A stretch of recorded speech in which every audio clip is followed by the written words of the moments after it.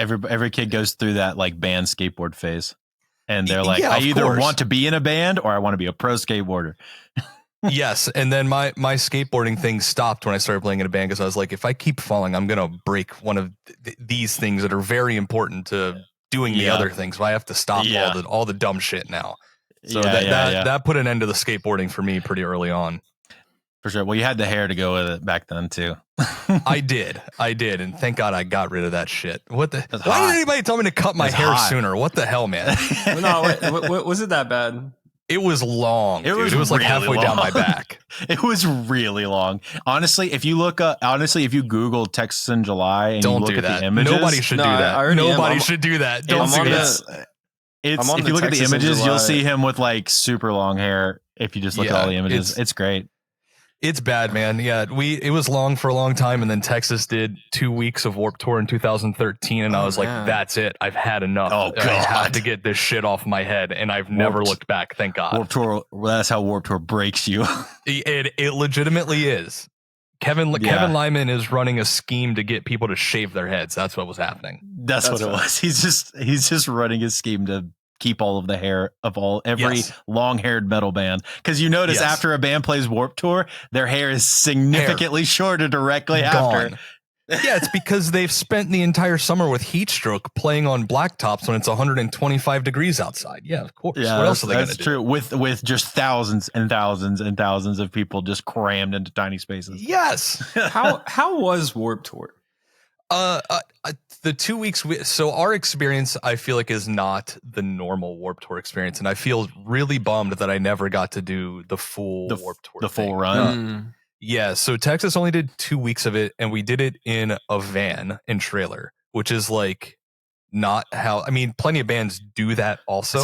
That's how Fit did it, and I mean, Tuck Fit did it that way. Silent Planet did it. Yeah, that's how Planet's done it. A lot of the bands that Train's done it. Like a lot of the bands that we're friends with did it that way. Yeah.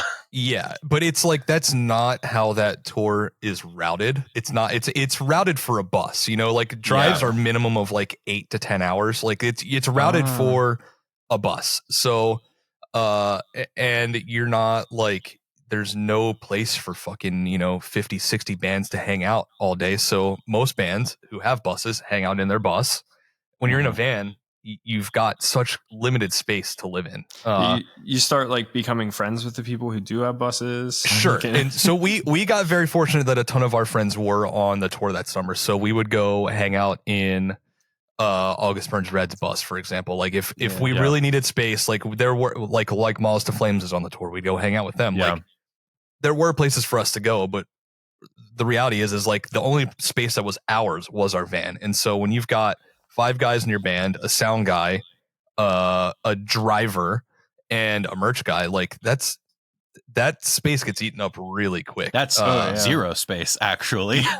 Yes, it was not fun. And then it got even worse because the guy who was driving us, like the second or third night of the tour, was pulling away from a gas pump really fast for some reason, clipped the wheel well of our trailer and bent the axle on our trailer, and like we were driving like a day or two later and the tire just blew off and like completely took the completely ruined the entire axle. So we had to leave behind the trailer in the middle of nowhere. I don't even remember what state we were in, but we finished the last like week and a half of the tour with our van, the bottom bunk in our van stuffed with all of our merch for the tour, and then a U-Haul cargo van filled with all of our gear. So we were driving 2 vans for a week and a half on Warped Tour, 8 to 10 hours every night. And if you drove the U-Haul, you had to get to the venue in the morning and sleep sitting straight up in the driver's seat of the U-Haul van. It was fucking miserable. I'm glad we did it. It's really like it. That was a crazy bucket list thing for me to even get an offer to do Warped Tour. I had played the local date a couple times with my local band, winning like the Ernie Ball Battle of the Band situation. Yeah. Getting an offer for the tour is that's like a crazy bucket list thing for any band in our world, right? Yeah. Like really in that time period that Warped Tour was running, like there was no bigger thing for you to do in the summer. So getting the offer was awesome. How we had to do the tour because we just weren't making enough money to justify a bus was fucking miserable. So I'm glad we did it. I would not do it that way ever again, though. Yeah. Was it like near? Because you guys are from like East Coast area in general. When you were in Texas, everybody was kind of like East Coast from Pennsylvania down to you. You were the Maryland. Maryland area. Yeah. Yep, and that was JT's first tour, so he was also in Maryland with me. So it was Maryland and Pennsylvania at that point. Yep. Yeah. Okay. Yeah. So that makes a lot of sense. Where was the tour route though? Was it like in the area or was it like somewhere totally different?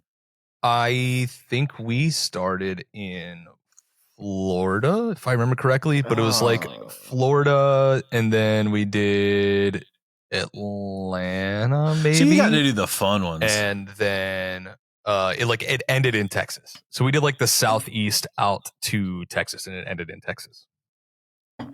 So hot and then hotter. Yeah. But you got to do a lot of the bigger ones and probably a lot of the easier drives because the southeast is like the easiest drive. Because I mean, at least from what people that I have talked to about that kind of stuff, namely like Tuck and the other Ryan from Fit and like some of the other dudes that I know that have done in those circles, they're all like the southeast is the easiest because the drives are generally the shortest. That is true. You just run into like Florida's a giant state. You know what I mean? Well, yeah, like, it's bigger than you think it is. Right. So Josh you can drive forever in Florida depending on what parts you're driving to. But for the most part, it's not terrible. And then Texas is the same way. Texas is fucking gigantic. So yeah, they can be far. But luckily, I don't think we had anything that was like super, super crazy. We had a couple that were pretty far, but nothing that was like, we're gonna die trying to make this drive. You know what I mean? Like a 14-hour drive. Yeah, having to do a 14 hours overnight, which would probably I can't think of a time that it would ever happen on tour, but it would. Yeah, it has. On a Warped Tour situation, I'm sure that existed somewhere on the West Coast because everything on the West Coast is so spread out. Yeah, I wouldn't doubt it. But yeah, 8 to 10 hours was, you could pretty much count on that.